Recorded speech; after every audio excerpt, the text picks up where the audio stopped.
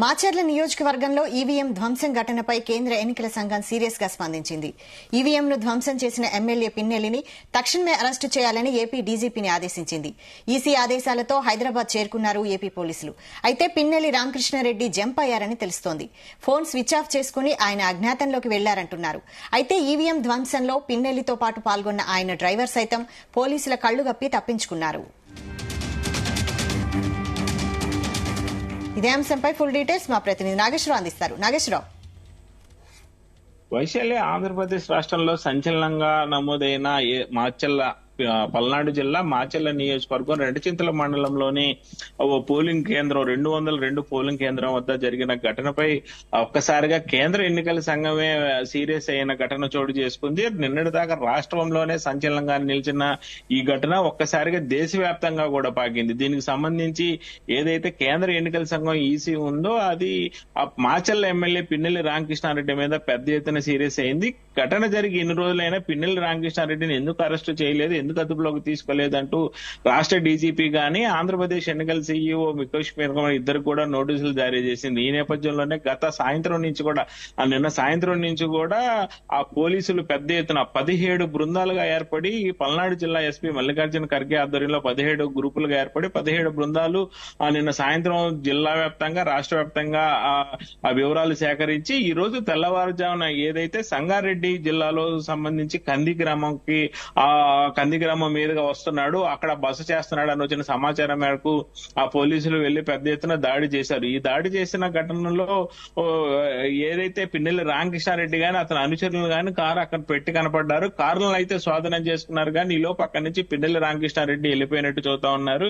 ఈ నేపథ్యంలోనే మరికొంత దూరంలో పిన్నెల్లి రామకృష్ణారెడ్డి డ్రైవర్ ని మాత్రం అదుపులోకి తీసుకున్నారు. అయితే గత ఎన్నికల రోజున ప్రధానంగా ఎన్నికలు జరుగుతున్న వేళ పిన్నెల్లి రామకృష్ణారెడ్డి గాని వాళ్ళ అనుచరులు గాని పాలవాయి గేటు గ్రామంలోని ఆ 202 పోలింగ్ బూత్ లోకి వెళ్లారు. ఆ క్రమంలో అక్కడ టీడీపీకి పెద్ద ఎత్తున ఆ ఓట్లు పడుతున్నాయని కానీ టీడీపీ వాళ్ళు పెద్ద ఎత్తున వస్తున్నారు కానీ అక్కడ టీడీపీ ఓట్లు భారీగా నమోదవుతున్నాయి అన్న కోపంతో పిన్నెల్లి రామకృష్ణారెడ్డి పోలింగ్ కేంద్రంలోకి వెళ్లి ఆ ఈవీఎం ప్యాడ్లను ధ్వంసం చేశారు.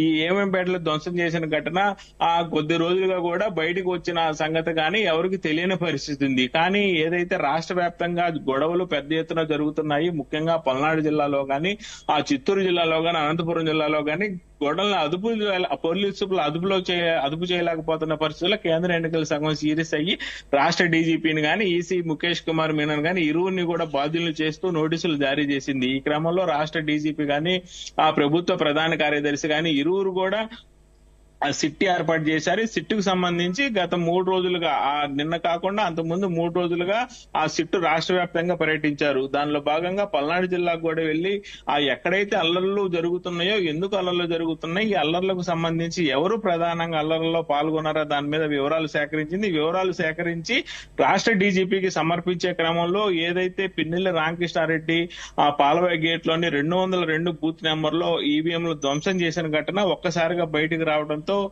రాష్ట్ర డీజీపీ గాని మిగతావారు గాని విస్తుపోయిన పరిస్థితి ఉంది. ఈ ఘటనకి కేంద్ర ఎన్నికల సంఘానికి ఫిర్యాదు చేశారు. మాచర్ల నియోజకవర్గంలోని రెండచింతల మండలంలోని పలానా ఈవీఎం పిన్నెల్లి రామకృష్ణారెడ్డి ఇలా ధ్వంసం చేశాడని కేంద్ర ఎన్నికల సంఘానికి రాష్ట్రం ఫిర్యాదు చేసింది. ఈ నేపథ్యంలోనే ఒక్కసారిగా కేంద్ర ఎన్నికల సంఘం సీరియస్ అయింది.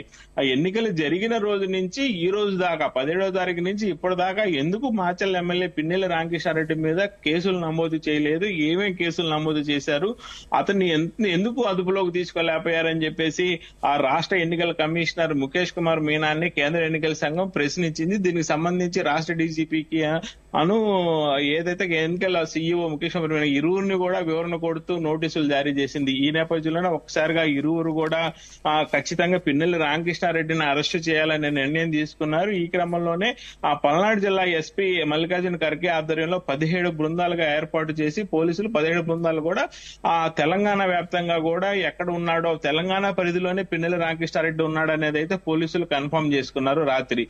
రాత్రి ముఖేష్ కుమార్ మీనాకి సమాచారం సమాచారం ఇచ్చి పల్నాడు జిల్లా నుంచి ఆయన వెళ్లిపోయి హైదరాబాద్ పరిసర ప్రాంతాల్లో ఉన్నాడని సమాచారం ఇవ్వడంతో 17 బృందాలను కూడా హైదరాబాద్ తెలంగాణ పంపించారు. హైదరాబాద్ చుట్టుపక్కల ఎతుకులాట ప్రారంభించారు. అయితే ప్రధానంగా చూసుకుంటే ఎవరైతే ఆ పిన్నెల్లి రామకృష్ణారెడ్డి కారు డ్రైవర్ ఉన్నాడో కారు డ్రైవర్ అయితే కొద్దిసేపటి క్రితంలో ఒక అదుపులోకి తీసుకున్నారని తెలిసింది. అయితే దీని మీద మాత్రం కేంద్ర ఎన్నికల సంఘం సీరియస్ అయిన నేపథ్యంలో మరిన్ని సెక్షన్లు పెట్టాలని రాష్ట్ర ఎన్నికల సంఘానికి డీజీపీకి సూచించిన నేపథ్యంలో మూడు చట్టాల పరిధిలో దాదాపుగా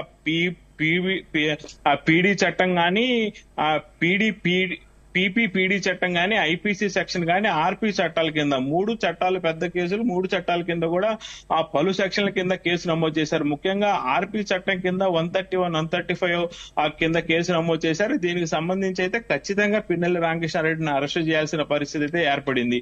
అయితే దీనికి సంబంధించి కూడా ప్రధానంగా చూసుకుంటే పిన్నెల్లి రామకృష్ణారెడ్డి మీద దాదాపుగా 3 చట్టాల పరిధిలోని 10 సెక్షన్ల కింద కేసు నమోదు చేయడం కూడా సంచలనంగా మారింది. ముఖ్యంగా వీటిలో ఏదైతే ఆర్పీ చట్టం కింద 131, 135 గానీ పీడీపీపీ యాక్ట్ కింద కూడా సెక్షన్ల కింద నమోదు చేశారు. అది కూడా చాలా పెద్ద సెక్షన్ల కింద ఉంది. అయితే ప్రధానంగా చూసుకుంటే ఏ సెక్షన్ల కింద నమోదు 143, 147, 448, 447, 427, 353 సెక్షన్ కింద కేసు నమోదు చేశారు. అయితే ఆ పిన్నెల్లి కాన్వాయ్ అయితే ఆ పోలీసులు కనిపెట్టారు. పిన్నెల్లి ఆ కాన్వాయ్ కనిపెట్టి కొంత దూరం పోలీసులు ఆ కాన్వాయ్ ఎంట కూడా ఉన్న పరిస్థితి అన్నట్టు కూడా సమాచారం వస్తుంది. ఆ కాన్వాయ్ ఎంట పడుతున్న పరిస్థితుల్లోనే ఒక ప్రదేశంలో ఆపి అక్కడి నుంచి తప్పించుకున్నట్టు కూడా చెప్తున్నారు. అయితే ప్రధానంగా ముఖేష్ కుమార్ మీనా ఇందాక మీడియా సమావేశం ఏర్పాటు చేసి మాచెల్లలో 7 ఘటనల్లో ఈవీఎంలు ధ్వంసం చేసిన ఘటన ఏర్పడిందని చెప్పడం కూడా ఇంకో సంచలనంగా మారింది. ఒక మాచెల్ల నియోజకవర్గంలోనే 7 సార్ల ఈవీఎం ప్యాడ్లకి దెబ్బలు తగిలి అన్నట్టు తెలుస్తా ఉంది. ఈవీఎం ప్యాడ్లు దెబ్బతిన్న పరిస్థితి కూడా ఉంది. అయితే వెబ్ కాస్టింగ్ ద్వారా పూర్తిగా రికార్డులు అయ్యాయి. వెబ్ కాస్టింగ్ ద్వారా పూర్తి రికార్డ్ అయింది మొత్తం కూడా ఆ డీజీపీకి అందజేశాము. డీజీపీ దీని మీద పూర్తిగా ఆ మిగతా అన్ని ఏదైతే పల్నాడు జిల్లా వ్యాప్తంగా ఒక మాచెల్ల నియోజకవర్గంలోనే కాకుండా పల్నాడు జిల్లా వ్యాప్తంగా కూడా ప్రతి పోలింగ్ కేంద్రంలో వెబ్ కాస్టింగ్ తీసుకొచ్చి ఆ ప్రతి ఒక్కటి కూడా ఒక కమిటీ ద్వారా ఆ ప్రతి వెబ్ క్యామ్ కూడా పరిశీలిస్తోంది. అయితే ఏదైతే 202 పోలింగ్ కేంద్రంలో ఏదైతే ఈవీఎం ప్యాడ్లు ఎమ్మెల్యే పిన్నెల్లి రామకృష్ణారెడ్డి ధ్వంసం చేసిన దాంట్లో అయితే ఎక్కడికి ఆ డేటా అంటే అంతకు ముందు దాదాపుగా 200 మంది దాకా ఓట్లు వినియోగించుకున్న పరిస్థితి ఉంది. 200 ఓట్లు ఉన్నాయా పోయినాయి అన్న దాని మీద అయితే ఆ ముఖేష్ కుమార్ మీనా అయితే వివరణ ఇచ్చారు. దానికి సంబంధించి ఈవీఎం ప్యాడ్లో అయితే డేటా ఎక్కడికి పోలేదని, డేటా భద్రంగా ఉందని, గంటన్నర తర్వాత మరలా ఇంకొక ఈవీఎం ప్యాడ్ పెట్టి ఎన్నికలు సజావుగా జరిగేటట్టు చూసాం కానీ అయితే ఆ పోలింగ్ కేంద్రంలో ఓట్లు ఎక్కడికి పోలేదు. మళ్ళా అక్కడ రీపోలింగ్ కూడా చేసే అవసరం లేదు. గంటన్నర సమయంలో మళ్ళా అక్కడ పోలింగ్ పెట్టామని చెప్పారు. అయితే ఖచ్చితంగా ఏదైతే ఈ నెల 20వ తారీఖునే దీనికి సంబంధించిగా పూర్తిగా కేసు నమోదు చేశామని చెప్తున్నారు. 20వ తారీఖు నుంచి కేసు నమోదు చేసి దీనికి సంబంధించిన కేసు వివరాలు మొత్తం కూడా డీజీపీకి తెలిపామన్నారు. అయితే ఆ మొత్తంగా చూసుకుంటే పిన్నెల్లి రామకృష్ణారెడ్డి అరెస్టు కోసం అయితే రాష్ట్ర వ్యాప్తంగా ఒక్కసారిగా సంచలనంగా మారింది. 17 బృందాలు ఎట్టి పరిస్థితుల్లో కూడా అంటే ఆ ఎన్నికల సంఘం సూచించిన మేరకు ఈ రోజు సాయంత్రం 5 ఎమ్మెల్యే పిన్నెల్లి రామకృష్ణారెడ్డిని అరెస్టు చేయాలని చెప్పేసి కృత నిశ్చయంతో ఉన్నారు. ఎట్టి పరిస్థితుల్లో అరెస్టు చేసి కేంద్ర ఎన్నికల సంఘానికి వివరణ ఇవ్వాలి, ఆయన అప్పచెప్పాలని అయితే చూస్తా ఉన్నారు. అయితే దీనికి సంబంధించి అయితే ప్రధానంగా 3 సెక్షన్ల కింద పెట్టడం అయితే సంచలనంగా మారింది. ఐపీసీ సెక్షన్ కింద గానీ, పీడీపీపీ గానీ, ఆర్పీ చట్టాల కింద గానీ కేసు నమోదు అవటం అయితే పెద్ద ఎత్తున చర్చగా జరుగుతుంది. గతంలో ఎన్నడూ కూడా ఒక శాసనసభ్యుడి మీద ఇన్ని కఠినమైన చట్టాలు అయితే ఎప్పుడు పెట్టలేదు. అయితే కేంద్ర ఎన్నికల సంఘం సూచించేది ఏదంటే ఒక బాధ్యతాయుతమైన ఒక శాసనసభ్యుడు ఇలాగా ఆ ఈవీఎంలు పగలగొట్టడం, ధ్వంసం చేయడం చేస్తే సామాన్య పౌరులు కూడా దీని మీద వచ్చే ఎన్నికల్లో గానీ ఆపే ఎన్నికల్లో గానీ ప్రతి ఒక్కరు కూడా దీన్ని అలుసుగా చూసుకుంటారు. ఇది రాజ్యాంగంలో చాలా ప్రతిష్టాత్మకంగా జరుగుతున్నది. ఆ ప్రతిష్టాత్మకంగా జరుగుతున్న ఇట్లాంటి ఎన్నికలలో కింద స్థాయి నుంచి కూడా ఎవరు కూడా అంటే ప్రిసైడింగ్ అధికారి దగ్గర నుంచి ఈసీ దాకా దీని మీద అంతగా బాధ్యత తీసుకోలేదు అన్న కోణంలో ఆ ఈసీ పెద్ద ఎత్తున కామెంట్లు చేసింది. ఈసీ పెద్ద ఎత్తున సీరియస్ అయింది. ఈ సీరియస్ అయిన నేపథ్యంలో ఆ ప్రెసిడింగ్ అధికారి దగ్గర నుంచి రాష్ట్ర స్థాయి అధికారులు కూడా ఎవరు ఒక శాసనసభ్యులు ఎవరైతే ఆ ఈవీఎం ను పగలగొట్టిన ఈవీఎం ను ఎందుకు కేంద్ర ఎన్నికల దృష్టిలోకి తీసుకురాలేదనేది ప్రధాన ఇబ్బందిగా చూస్తున్నారు. అలాగే ఇంకోటి ఏదైతే ప్రధానంగా చూసుకుంటే దీనికి సంబంధించి ఎందుకు పెద్ద ఎత్తున కేసులు, ఏదో మాట వరుసకి ఆ చిన్న చిన్న కేసులు కాకుండా పెద్ద సెక్షన్లు ఎందుకు పెట్టలేదు?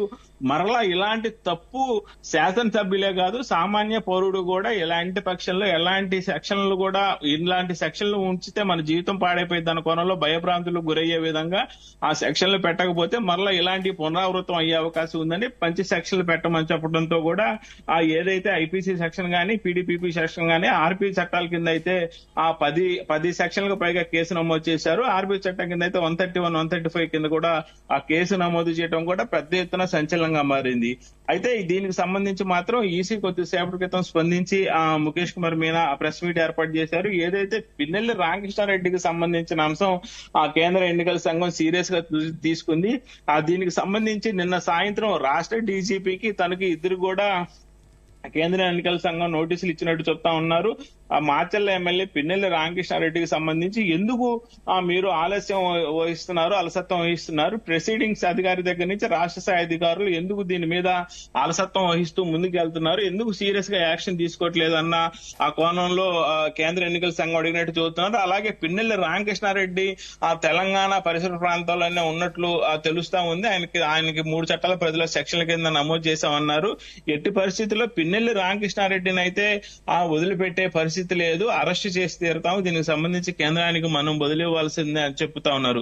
అయితే ముఖ్యంగా ఏపీ పోలీసులు మరియు తెలంగాణ టాస్క్ ఫోర్స్ పోలీసులు, ఆంధ్రప్రదేశ్ కు సంబంధించిన 17 పోలీసు బృందాలే కాకుండా ఆ తెలంగాణకు సంబంధించి టాస్క్ ఫోర్స్ పోలీసులు కూడా వెతుకులాట ప్రారంభించారు. అయితే ఈ ప్రధానంగా చూసుకుంటే మాచర్ల ఎమ్మెల్యే పిన్నెల్లి రామకృష్ణారెడ్డికి తెలంగాణలో కొన్ని ప్రదేశాలలో ఫామ్ హౌస్లు ఉన్నట్లు తెలుస్తా ఉంది. ఈ ఫామ్ హౌస్ మీద కూడా తెల్లవారుజామున లోకల్ పోలీసులు, అదే ఇంటెలిజెన్స్ వ్యవస్థ గానీ ఎస్బీ పోలీసుల ద్వారా గానీ ఆ పరిసర ప్రాంతాల్లో ఏదన్నా ఉన్నాడా అన్నట్టు తెలంగాణ పోలీసుల ద్వారా సమాచారం తీసుకున్నారు. అలాగే ఏదైతే తెలంగాణ టాస్క్ ఫోర్స్ పోలీసులు కూడా ఆంధ్రప్రదేశ్ పోలీసులకు సపోర్ట్ చేస్తున్నారు. సపోర్ట్ చేయడం కాకుండా విడిగా కూడా టాస్క్ ఫోర్స్ బృందాలు కొన్ని దీనికి సంబంధించి అయితే ఆ పిన్నెల్లి రామకృష్ణారెడ్డిని అదుపులోకి తీసుకోవడానికి పెద్ద ఎత్తున తిరుగుతా ఉన్నారు.